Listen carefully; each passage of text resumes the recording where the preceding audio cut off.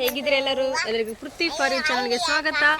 Friends ನೋಡಿ, ನಾನೀಗ ಅಷ್ಟಭುಜಾಕೃತಿಯ ಸ್ಥಾನದ ಕೊಳದ ಸಮೀಪ ಇದ್ದೀನಿ. ಇದು ಈ ಸರಸ್ವತಿ ದೇವಾಲಯದ ಹತ್ತಿರವಿದೆ. ಸರಸ್ವತಿ ದೇವಾಲಯದ ಸಮೀಪವಿದೆ. ಬನ್ನಿ ಅದು ಯಾವ ರೀತಿ ಇದೆ ಅಂತ ಹೇಳಿ ನೋಡೋಣ. ನೋಡಿ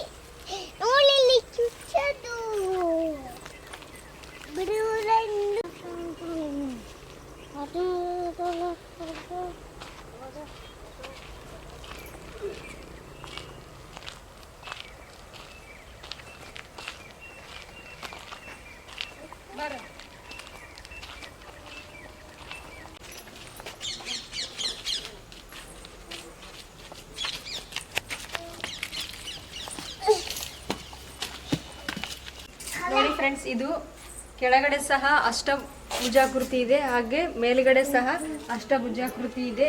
ಅದೇ ರೀತಿ ಒಳಗಡೆ ಕಾಣ್ತಕ್ಕಂಥ ಅದು ಸಹ ಅಷ್ಟಭುಜಾಕೃತಿಯಲ್ಲಿ ನಾವು ಆ ಒಂದು ಕಟ್ಟಡವನ್ನು ಕಾಣ್ತಾ ಇದ್ದೀವಿ.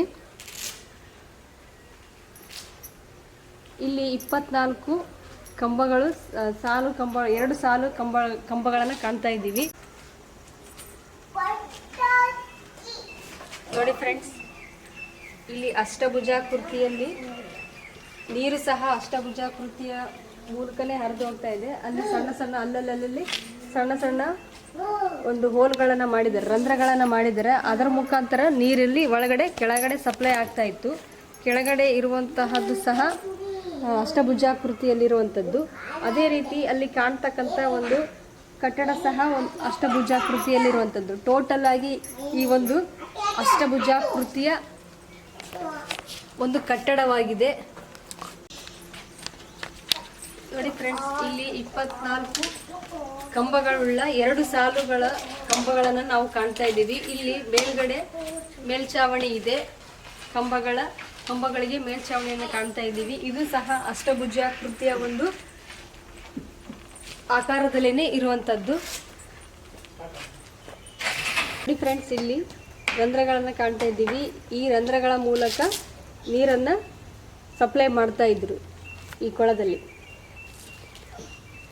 ಇಲ್ಲಿ ಏನು ಕಾಣಿಸ್ತಾ ಇದೆಯಲ್ಲ, ಇದು ಕಾಲುವೆ, ನೀರಿನ ಒಂದು ಕಾಲುವೆ. ಆ ರಂಧ್ರಗಳ ಮೂಲಕ ಕೆಳಗಡೆ ಕೊಳಕ್ಕೆ ಬೀಳುವಂಥ ಒಂದು ವ್ಯವಸ್ಥೆಯನ್ನು ಮಾಡಿರ್ತಕ್ಕಂಥದ್ದನ್ನು ನಾವಿಲ್ಲಿ ಕಾಣ್ತಾ ಇದ್ದೀವಿ.